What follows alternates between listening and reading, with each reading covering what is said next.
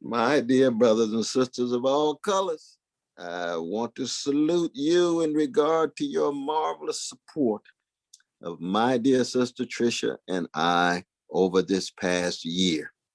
But we are now at a fork in the road. We have got to shift. We've got to move now to Patreon to maintain our freedom from corporate influence and a whole host of other external influences. And we hope that you come with us and stay on this love train. Yes, we do. We really need your help and support, and we're really excited about the future and what we're planning. So we want to just remind you that to access the full episodes going forward, please go to www.patreon.com/the tightrope pod and become a member of our Patreon community if you aren't already one. We have several subscription tiers to make the show accessible. It's affordable, and there's lots of opportunities for community building. But we really need your help. Our goal to keep our show going in a really smooth way and to know we can depend on the next week and the next week is about 3,000 members on Patreon. That's our goal for the year. If we can get that goal met as soon as possible, we can keep the tightrope alive and well and flourishing and keep you with us in conversation. So we look forward to your support. We hope you do what you can, spread the word, talk about the tightrope on your favorite platforms. And we just are grateful for all you've done to make this show a reality and to send us so much love. And we have to mostly thank Cornel for his wisdom and genius. And we just look forward to seeing y'all soon.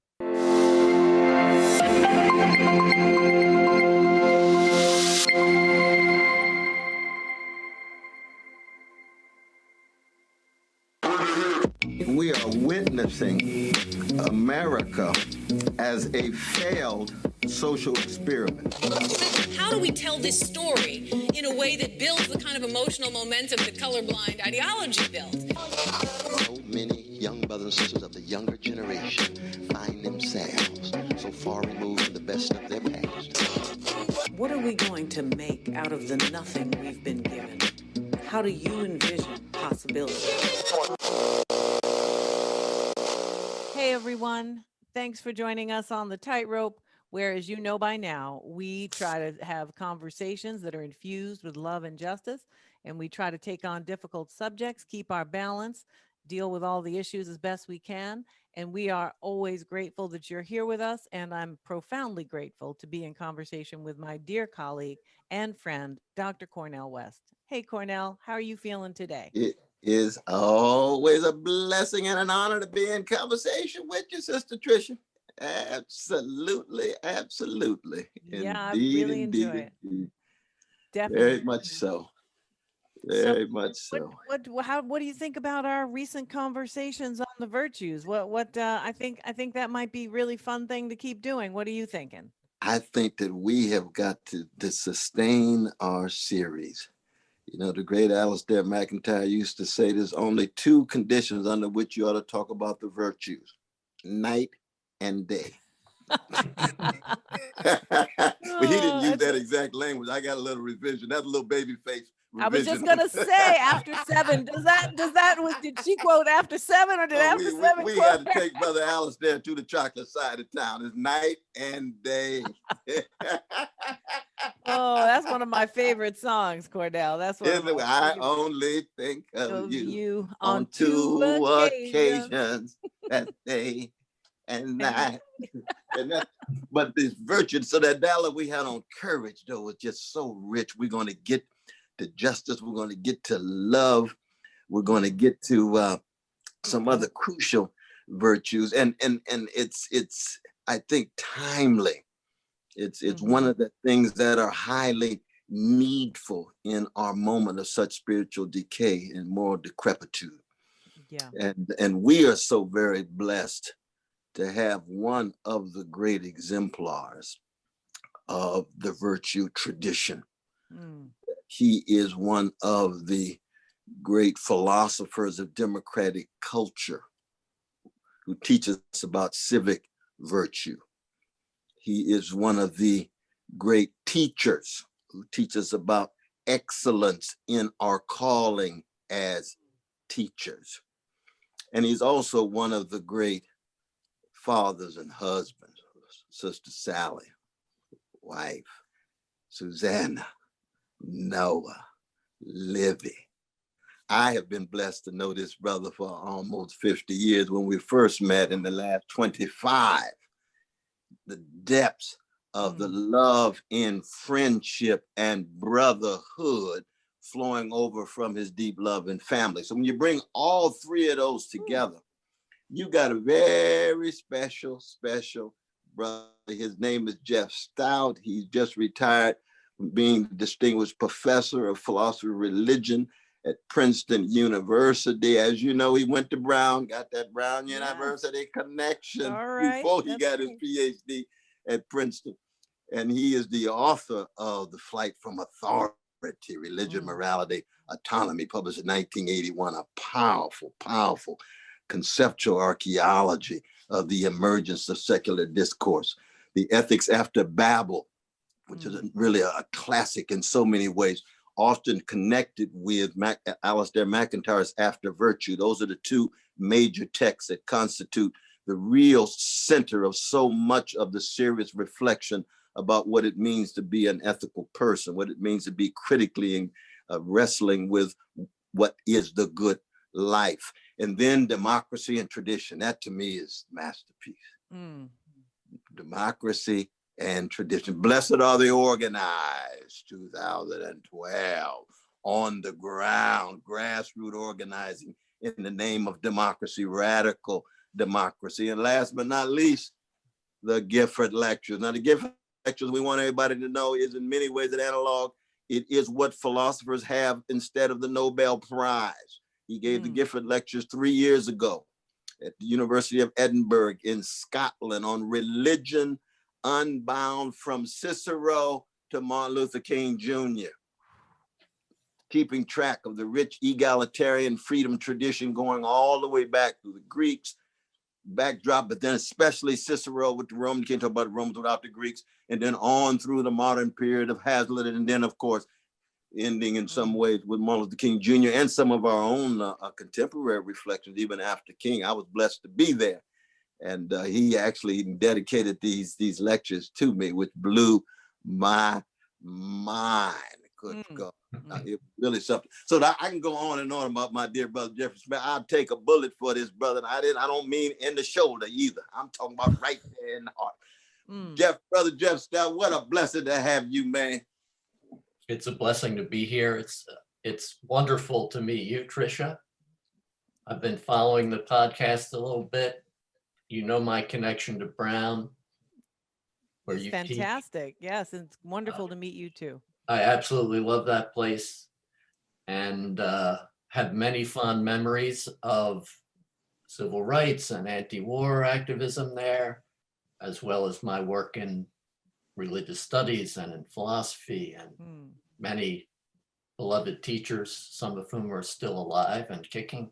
So those of us who are mere mortals, we don't get to co-teach with Cornel West, and we have, many Tightrope fans and friends and community members who, know Cornel well and adore him and are curious by him. Some are probably here to be grumpy or whatever, but they don't get to see, the incredible range of philosophical chops and the conversations that go on in the seminars that, most of us haven't had a chance to be in. Could you share a little bit about your classes together and what you have done intellectually with each other and just, what is it like to be in the classroom together? Because I just think a lot of people have no way of knowing what's actually going on in those settings. Well, the first thing to say is that the seminars that Cornel and I have taught together, and all of our seminars have been graduate seminars, actually, the ones we've taught together. That's true. Though often we've invited younger people into them. And Don Bolin and others, yeah. But anyway, the first thing I wanted to say is simply that these are among the most treasured experiences I've had as a teacher. To get full value Cornel West, you need to get him out beyond the realm where the 300 sound bites he has as a public speaker right, are automatically produced in response to the relevant Questions, right. So I always tried to pull Cornel and the students a bit out of their comfort zone, and one of the most remarkable cases was when we co-taught a course that led up to, was designed to historically contextualize contemporary environmentalism. This is not, of Cornell's top 20 topics, this was not on that list. And he had read the relevant Emerson and Thoreau, but had he read John Muir? I don't think so before that class, but the day we did John Muir, Cornell came to that class able to explain all sorts of things about Muir's background, his religious commitments, his political activities in creating the national parks. So it was a truly remarkable performance. Yeah.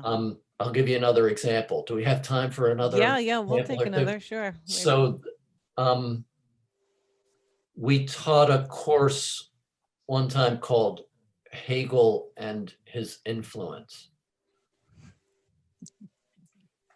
I started off on the first day, we had all sorts of, and a common structural feature of these seminars is that they always had multiple generations in them in the classroom, which in my teaching is a fundamental organizational principle. As often as you can, mix the generations and try to create opportunities for mentorship and so on among the representatives of the generations. But so here we are, first day. I give in my typical style like a 90-minute lecture on what you need to know about Kant in order to understand Hegel. Very carefully worked out, lots of precise detail, and we have a break, we come back. Now it's Cornel's turn. No notes, never has notes, it's all in his head. And he begins describing how certain ideas moved across the trade routes from Scotland to Germany. All sorts of details about Hegel's seminary experience and who his friends were at seminary, and on into, so many people have a sense of Cornell only from podcasts and public lectures and so on and so forth.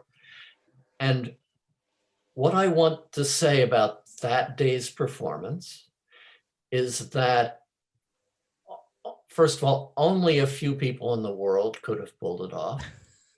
And those who could have are people who have spent multiple decades plumbing the entirety of Western thought almost every day of their life. Yeah. The people who denigrate Cornell for the remarkable way in which he has changed the role of a public intellectual beyond the Irving Howe New York privileged intellectual model by reaching out to various publics, including poor people and young people who desperately need information and inspiration. People who denigrate him for that because he is not always in all of these settings performing what I saw in that seminar that day. I just wish they could have been there, because the critics who denigrate in that way, some of whom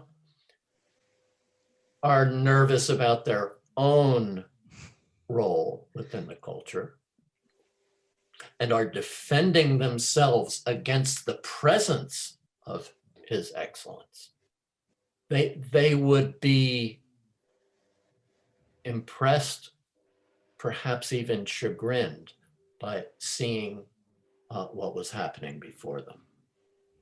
Yeah. Mm. Wow. Thank you so much Wow, for that. my Wow. dear brother. Good God Almighty. Now you know how rare it is that I'm speechless. That's true. But Brother that would Jeff- render a person's, even you, Cornel, that was. Yeah, brother Jeff, leave me speechless. But you can see how it just this magnificent brotherhood and friendship and comradeship and colleagueship Yeah. we have with him and his precious family that I started with. You know that It really you comes reach through. the point you say, Lord, my life would have been so impoverished without meeting this brother. Intellectually, existentially, and what a blessing it is to have him on so that our audience gains access to his virtues, his wisdom, his love, his vision, his unstoppable hope in the face of the grim times, but never allowing those grim times to have the last word. Cornel, you were emphasizing the friendship element, and this is such a crucial thing to think about in terms of the political significance of friendship and the significance of political friendships. What sorts of virtues are nourished in friendships of the best kind, but also how important it is for us to think about the nature of these relationships of political friendship that tie us to other people who care about the struggle for justice.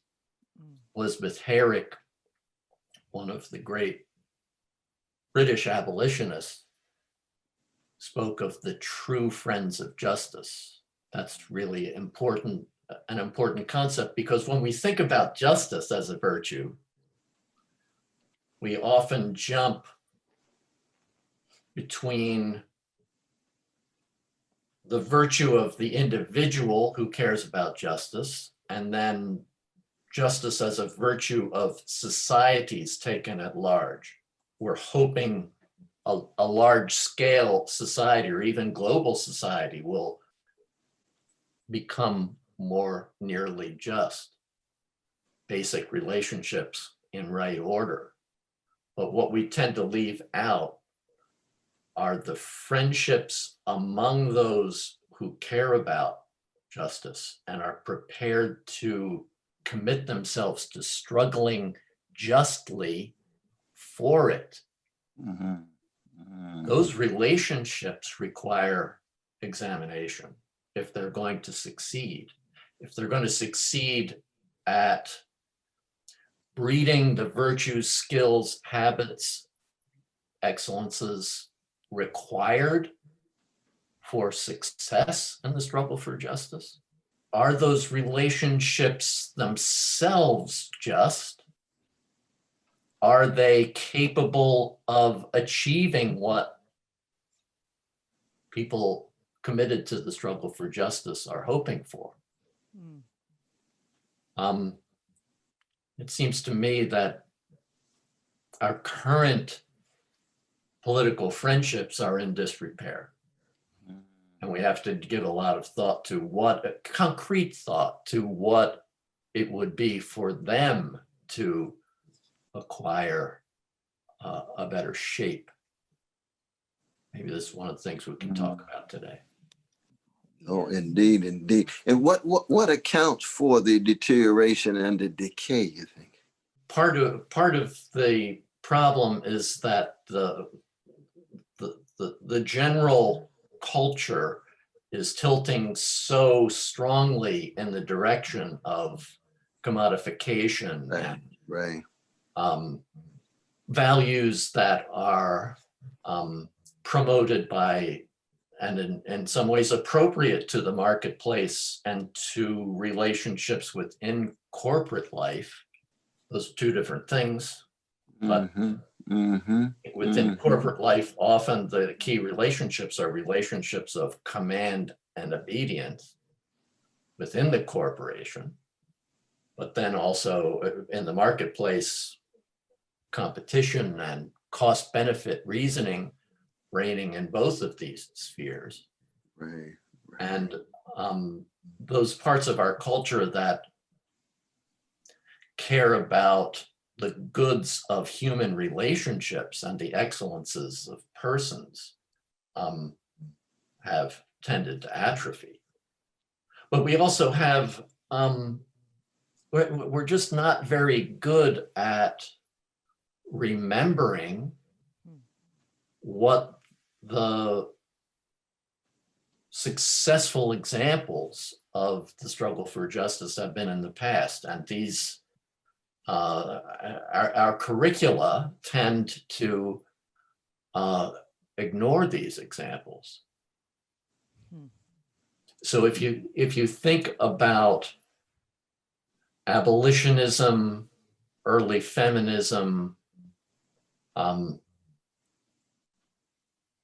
labor republicanism, social gospel, if you think about Swaraj, civil rights, freedom summer, if you think about solidarity in Poland, if you think about the ANC in South Africa, if you think all of these many, if you think about ACT UP during the AIDS epidemic,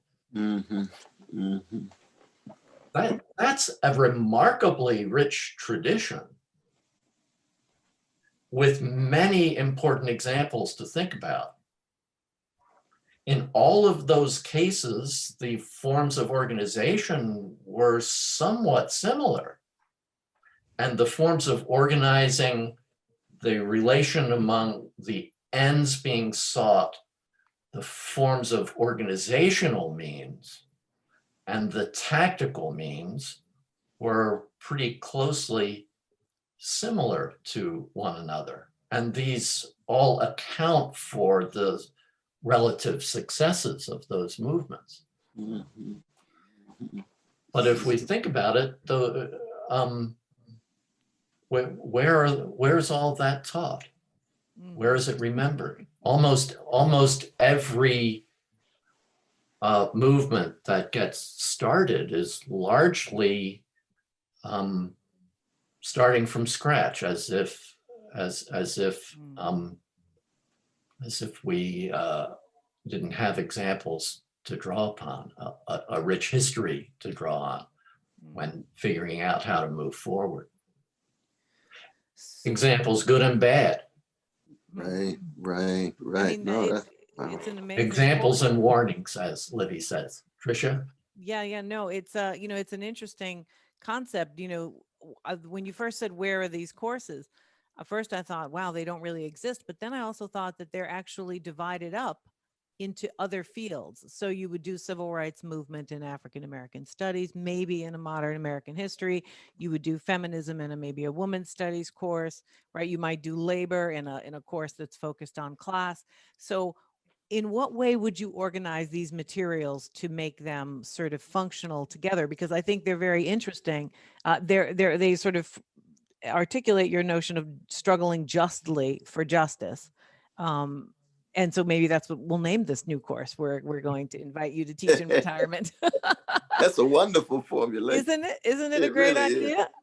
But yeah, say more about it, in terms of what you really think connects all of these incredible movements that are so diffuse across the world.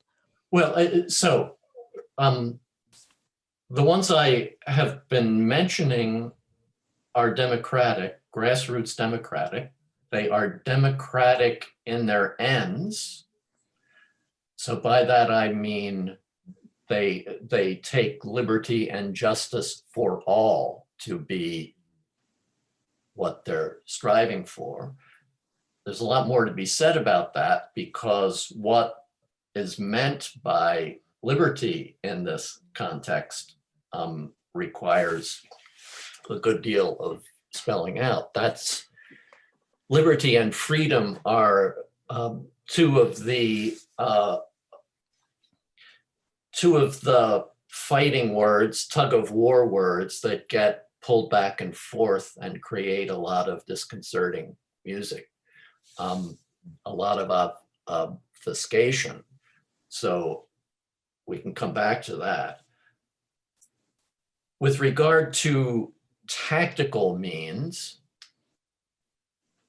the movements I'm talking about were largely committed to achieving their ends by avoiding unjust means, by being scrupulous about what the tactics were that were undertaken on behalf of justice. So not, well,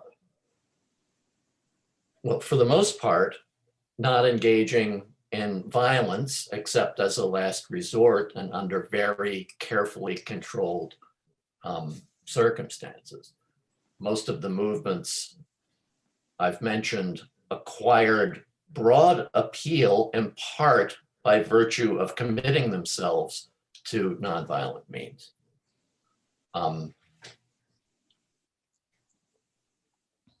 You can contrast with these movements, you can contrast Leninism as an example of a movement that had, at least officially, a commitment to democratic, very long-term democratic ends, right?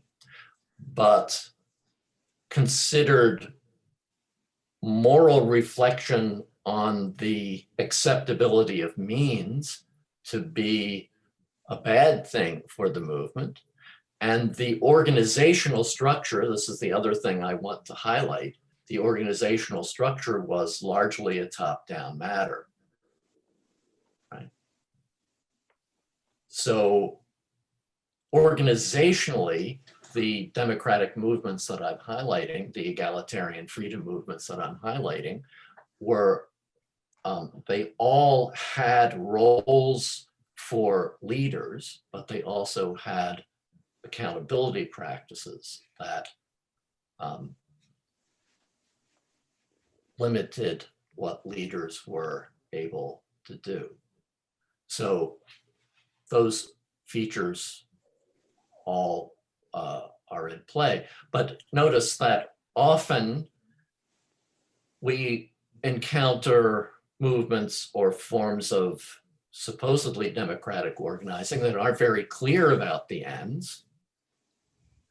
And organizationally, they're either too diffuse to achieve power, or they morph into what are in effect top-down, non-democratic organizations internally. Mm-hmm. You know, Brother Jeff, you always struck me, though, as one of the last great humanist intellectuals who speaks explicitly about vocation. You talk about your peculiar vocation in earlier texts. My vocation tied to virtues like hope, and the backdrop is nihilism, injustice, impotence, paralysis, and so forth. How have you, throughout your calling, been able to sustain your commitment to the virtues, that excellence and vocation that I was talking about, the hope for democracy, even the love and family and friendship. But what has gone into the making of who you are to be able to sustain that, given what some people have called, like McIntyre, the dark ages? And you say, well, no, our aim is to encourage. We must hold on to hope. Hope's not a mood, you said. It's a virtue, something to aspire to. Well, the word hope sometimes stands for a mood, but what I want to use the term to help us focus on is the virtue. So virtues are acquired habits that you get by repeatedly acting in a certain way, often with the inspiration of examples and with the help, the nurturing and critical help of others you're related to. Starting with family members, and I often talk about about my mother's way of combining a kind of serenity with sudden blasts of moral indignation at bullying, false accusation, various forms of injustice.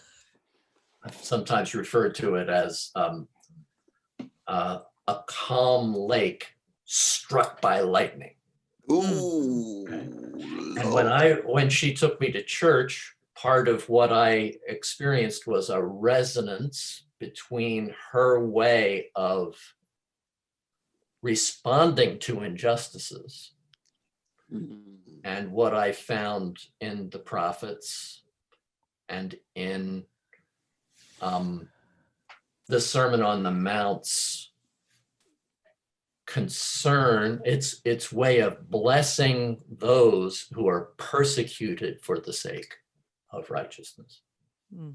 Okay. And here I was in a setting where I went to church with her, and sometimes I was called up to read scripture from the lectern. And these were early formative experiences for me. But I had a pastor who seemed to have been reading a different book.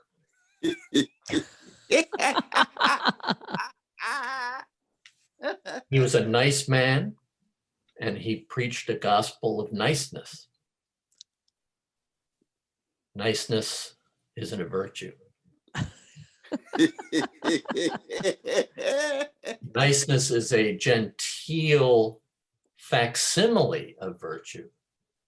What it seemed to me was going on was he had lost track of a set of scriptures that had a liberation of a people subjected to slavery as one of its main stories, and as another story,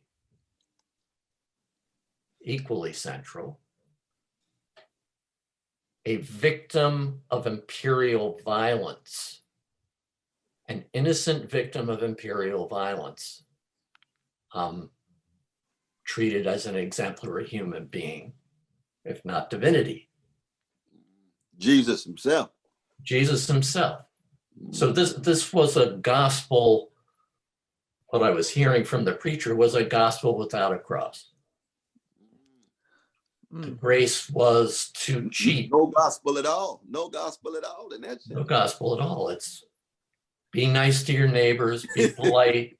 Exactly. Right. So and ignoring the disruption that was going on around us. Well, what was that? When I was a senior in high school, so that's 67, 68. Okay. I was able at that point to drive, and I joined a different church. My grandparents' church across town. And there was a civil rights minister there who had a different view of what the gospel was. And you were raised in Trenton, New Jersey, is that right? That's correct. And what way were you touched in that period by the urban unrest in New Jersey, Newark, and I think Trenton had a riot too? It did, though. I've been wondering recently whether it should be called a riot. Mm-hmm. And I'll explain why in a moment. Sure, it was a shorthand. I definitely No, can imagine a robust debate about that. That's what I called it for many years, but I've been wondering about that. So the minister in that church, my grandparents' church, the one across town, closer to downtown Trenton,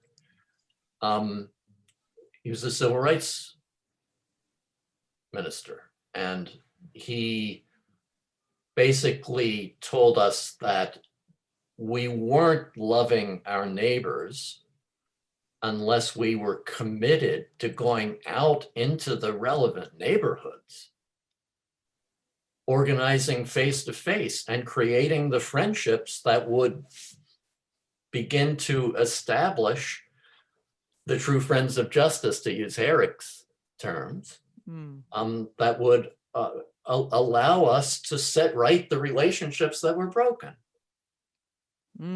So we started an organization which you could join only if you joined with a member of another race. That was the crucial transformative experience for me, right there. Because committing myself to partner up with someone from another race, and if you think about this, Cornel, that's like the foundation of our relationship. That's exactly Where would our relationship be if you and I had not, before we met each other, already found ourselves in concrete little communities in which we formed bonds like that and learned to, that relationship with a guy named Alonzo Younger, it threw us into each other's lives. Our presence in each other's lives disrupted the normal relationships within relevant families and communities and churches and so on, right? Absolutely. All of that's important. Now, what happened? When I was on my senior class trip to Washington, D.C., King was assassinated. We got back in the buses and headed back toward Trenton and saw the flames rising from the city. We got back. On Easter Sunday, I read the conclusion of Shelley's Ode to the West Wind to the congregation at a sunrise service that Easter morning. Be through my lips to an unawakened earth the trumpet of a prophecy. O wind, if winter comes, can spring be far behind? There's a beautiful, powerful, sublime, poetic image of hope. The city of Trenton was already, shall we say, in turmoil. If you took at face value the version of events that was coming from the newspapers, you would have thought that the entire city had been burnt down. Right. Well, the day after Easter, 100 of us went down in these interracial pairs, went down into the city to, first of all, be present, and secondly, to sweep up the broken glass or whatever.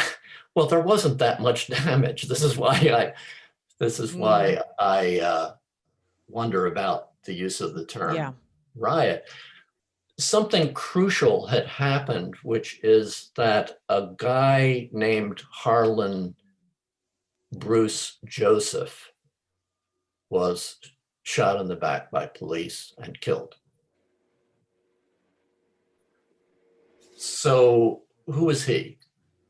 He was described by the police officials as a looter. He was shot in the back, okay? He was a religion major, home for Easter to visit his mother, okay? Bruce is how his family and friends knew him. I never met him. He's 2 years older than I. And Trenton is still in the process of working through the broken relationships that resulted from his death. And this book, based on my Gifford Lectures, that is dedicated in part to Cornel, is also dedicated to Harlan Bruce Joseph. Beautiful, beautiful, beautiful. So, Tricia, you asked me, how did these things affect me? Right to the core of my being. So much of my life since that moment has been re-experiencing, as if on an endless loop, the killing of Harlan Joseph.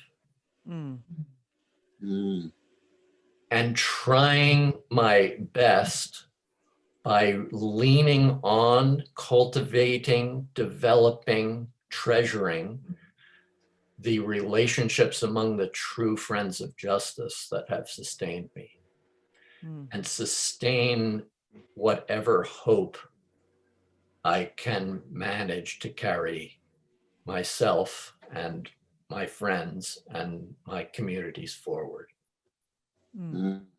So back to hope for a moment. Hope as a virtue, as opposed to the mood, is that set of habits and habitually acquired dispositions that permit you to act for justice under circumstances that would tempt you to give up, under circumstances that are so dark as to reduce you to despair, not just the mood of despair. I have that.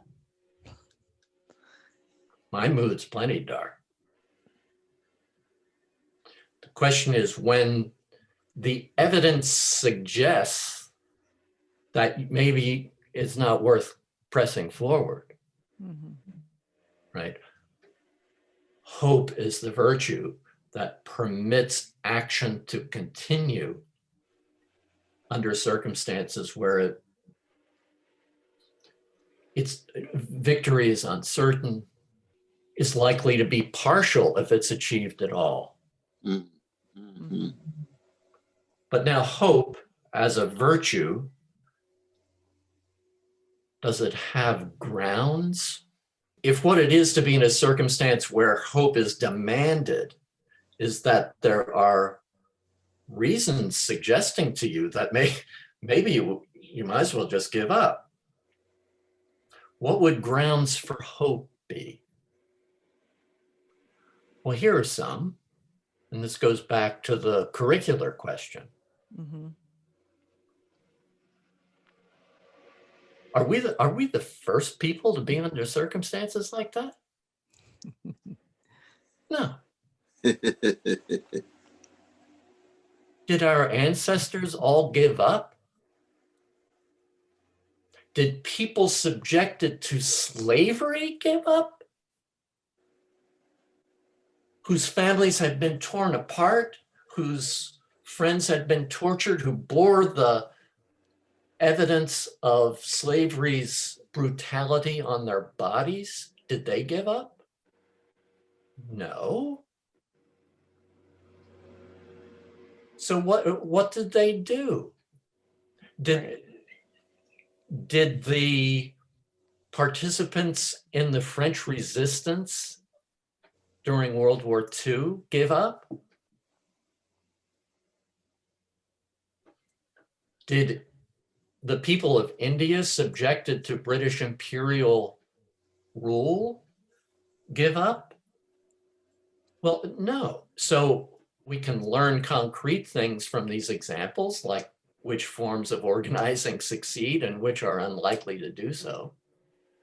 But we can also take hope from the examples they provide. Mhm. Right? Yeah. So one way of summing this up would be to say that in many cases, grounds for hope, what they are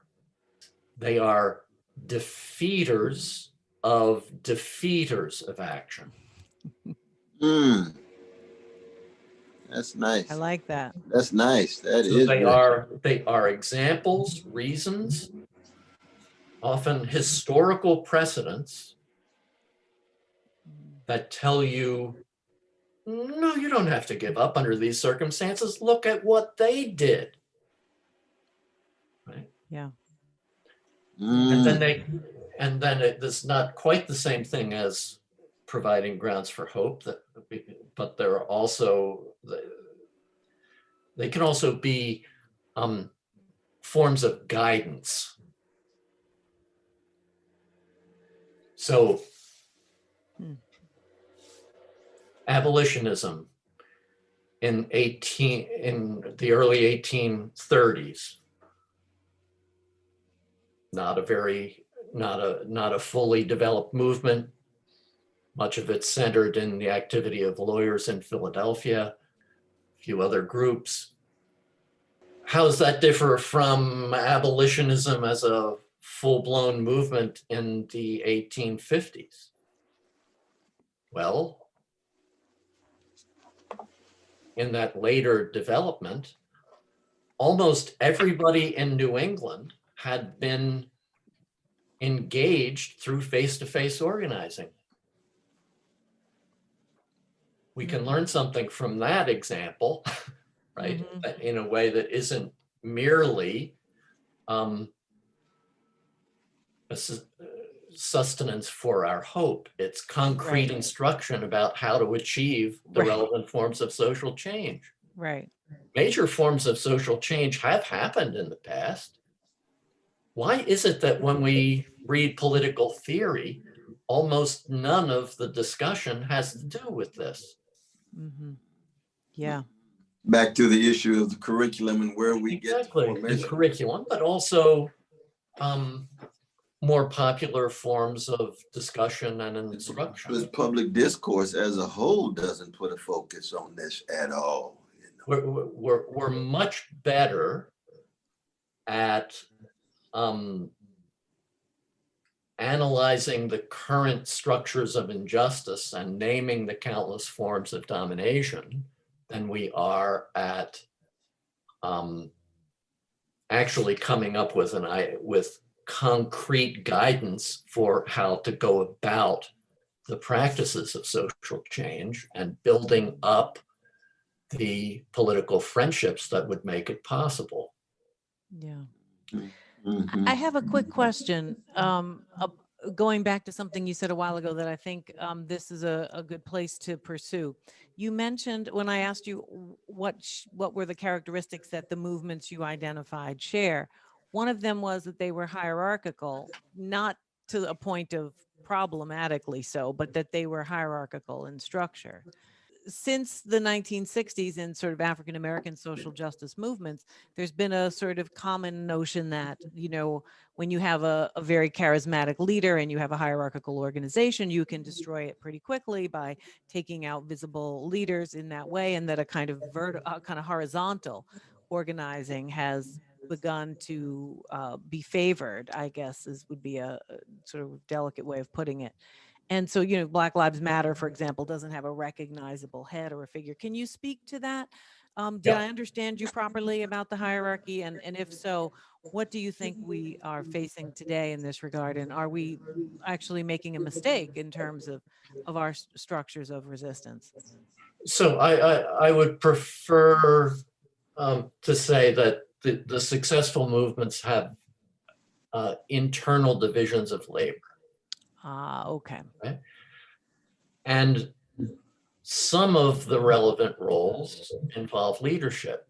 That first civil rights organization that was founded in the basement of the church that I joined as a high school senior, one reason that fell apart within several months after the King assassination, after achieving some victories and so forth, was that it was excessively dependent on the charismatic leadership of the minister I was attracted to.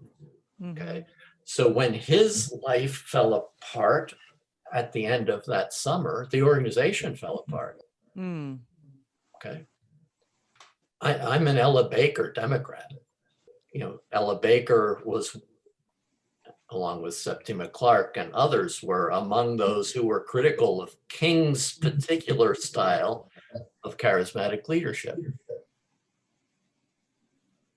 So part of the question there is whether the national civil rights movement, at the point Ella Baker was enunciating that critique, was the charismatic leader sufficiently accountable to the people he was representing? Well, the answer to that problem is not a structureless form of organization. The most profound statement of this problem in the late 60s to early 70s, theoretically, was Joe Freeman's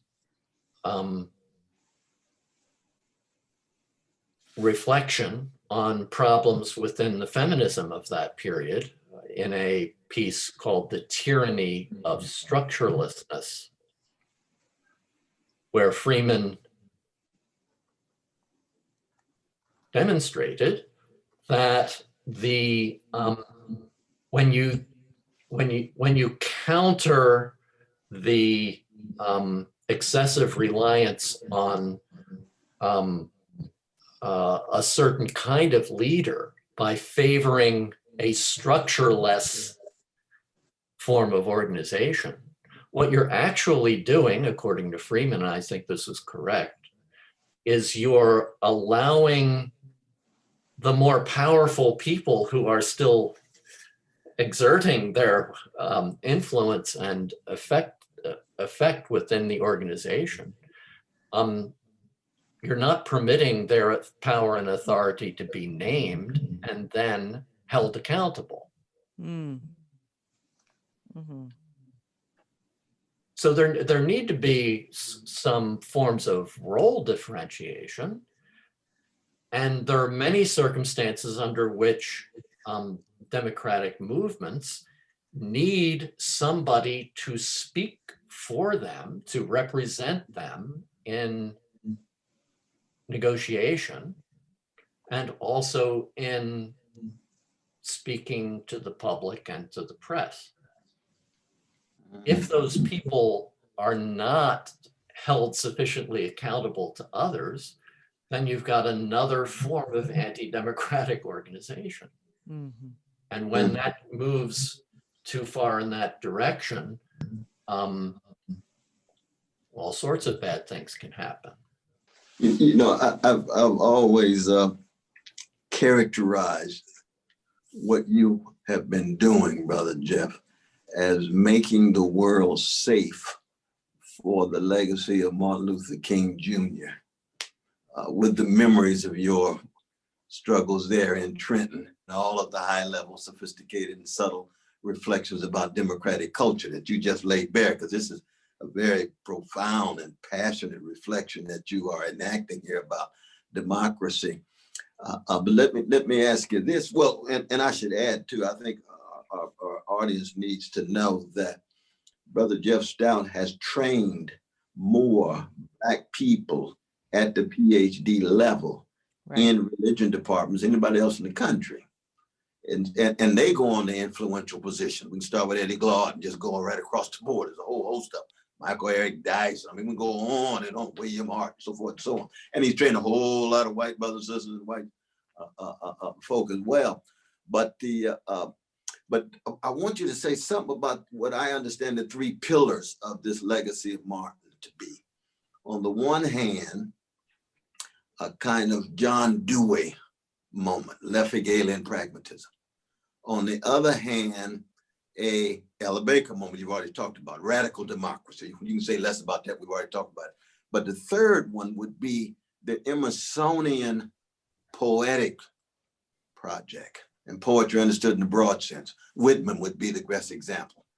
But those three interwoven in your work that provide such rich sources for the philosophical reflection and promotion of democratic culture in your own calling. Part of what I'm trying to understand is how the oratorical performances, the religious awakenings, the forms of poetry and art all contributed to the culture that housed abolitionism and early feminism, made them possible, and nourished their forms of innovation, creativity, resistance, and persuasiveness and formative power. In Plato's Republic, the question of who are the rulers in any society is a central question. And the answer is those with the most power to shape souls. Those are the rulers. So if you're living under circumstances where the official rulers are using the state apparatus and other mechanisms to shape souls into obedient subjects or into consumers, it's absolutely crucial to realize the extent to which each and every citizen and each network of friendships have the capacity to shape souls who aren't subjects of that sort. Whitman's poetry, Thoreau's Walden, and various forms of activity. So let's focus on what happened on August 1st, 1844 for a moment. In Concord, where this amazing confluence of creative talent was present. The local Women's Anti-Slavery Society organized a meeting, put out the call to surrounding towns to have a gathering. They approached the relevant churches to see whether they would house the meeting. They said no. Okay. So it was held in another building. Thoreau rang the bell to call people to the assembly, right? According to legend, he had to wrestle the sexton for the rope. Henry David. Ralph Waldo Emerson gave a featured address. That was the moment in which he came out publicly for the first time for abolition. Following him to the podium was none other than Frederick Douglass, and the ending of Emerson's marvelously crafted speech in effect implied that this man who was following him to the podium, Frederick Douglass, is himself the personification of anti-slavery, not Emerson, Douglass. Okay. Now, to understand how all of those forms of activity, the gathering, the how it could be that Emerson and Whitman and Thoreau were read and received by people who disagreed with them on many topics, but were moved by those forms of address. The role that women played in organizing the event and pushing the relevant men to adopt the positions they, right? Then the complicated gender relations that led to Margaret Fuller's editorial work with The Dial, so on and so forth. All of these forms of art, cultural activity, how they made the relevant forms of subjectivity and virtue, organizing, collaboration possible, all of that needs to be understood. Down to one of my own preoccupations, just as you've been, Cornel, focusing on drama, and the two of you have been focusing on music as relevant art forms in all of this. I have put similar effort into understanding film. Popular film at the level of, just take as an example, two films that came out in the same week in 1941, Meet John Doe by Frank Capra and Citizen Kane by Orson Welles. Two films that in effect mark the transition into the age we now occupy culturally and politically, where the large-scale media owner is now a central power in society. Right. That's what those films are both about. Mm-hmm. And the danger of fascism as the result of excessive power concentrated in, well, here, that's worth those two films together are worth an entire podcast on the tightrope. That's true.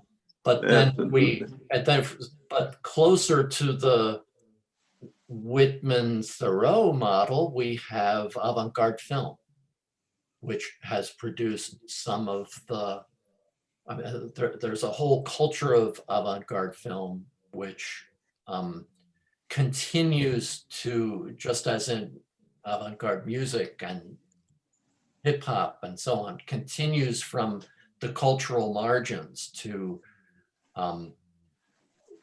reflect on what is happening, and also to provide ways of focusing attention on sacred value. Mm-hmm. And by sacred value, you mean? I mean, so something is genuinely sacred just in case it is worthy of reverence. And that means worthy of reverent celebration and worthy of reverent protection.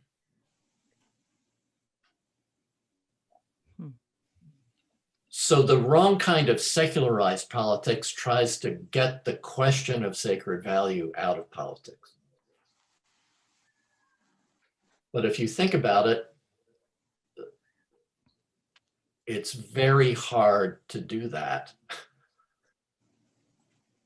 because the question of what forms of activity need to be outlawed often turns on who or what is worthy of reverent protection. Mm-hmm. Okay. Right.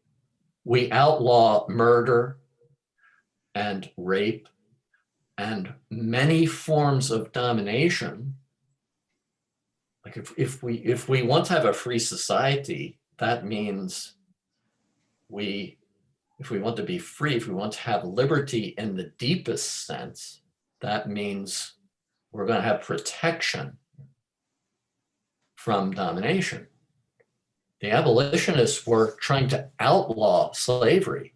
They weren't just against it. Okay. And they were against slavery and wanted to outlaw it because they took the people who were enslaved to be worthy of reverent protection.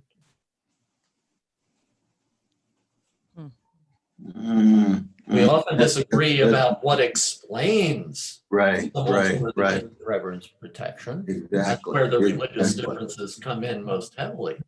But if we can't talk about who deserves reverent protection and from what, right? So if something is a center of sacred value, a finite being is or a natural landscape, if they are something finite but worthy of reverent protection and celebration, they are such that their destruction or violation would not just be bad, but horrendous.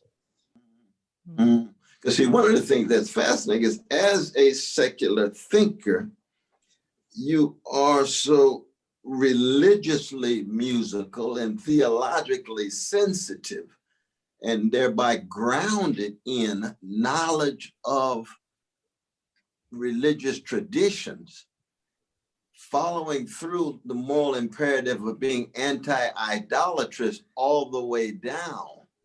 And that's a very different space than most secular thinkers these days, or at least the stereotypical perception of a secular thinker. Could you say something about that, though, bro? Well, as you know, I'm, shall we say, theologically skeptical. That means when it comes to the concept of divinity, it's not as clear to me that it has the explanatory value that theists attribute to it. But my attitude toward the people that I differ with is that many of them, including so many of my religious friends and neighbors, many of them are at least largely or partly true in their beliefs about many things. So if I have doubts about some aspect of their thinking, why would that mean that they couldn't be onto something that is coming to me from them in a form that can't be gotten better from some other source? Interesting. Mm-hmm. Yeah. So if we go to our neighbors and great works of art and books and so on from the past, and all our approach to them is to find something wrong and then negate them, we're depriving ourselves of enormous resources for enrichment and education. Yeah. The truth isn't found in one place. What I'm hearing you hint at loud and clear for me is that, you know, the tradition of critique that has often been severed from the kind of value appreciation that you're describing is very destructive, right? So if we say we have to reject this movement because it doesn't include this, that, and the other, right, then we continue in that way, we actually deprive ourselves of some enormous resources. So the question isn't to find all the truth in one place, in one movement, in one time, but to see what one can hold on to and with whatever footnotes one needs to make, right? And I think that's a very important point, because wherever the audiences with whom we seem to have alignment seem to be shrinking over, greater and greater as we go along. And both of y'all's brilliance around critically important, conceptual development is grounded in making sense of an impossible world. It's not a heady work that is severed from that. And I think that's so important. People think, who has time for this? Well, you know what? You act long enough and you'll be like, well, I got to figure this out because I need a reason and a structure and a context for the capacity to go on. So both of you That's are so really true. That's true. something about. You see, and we listening to the Johnny Hartman and John Coltrane in his house.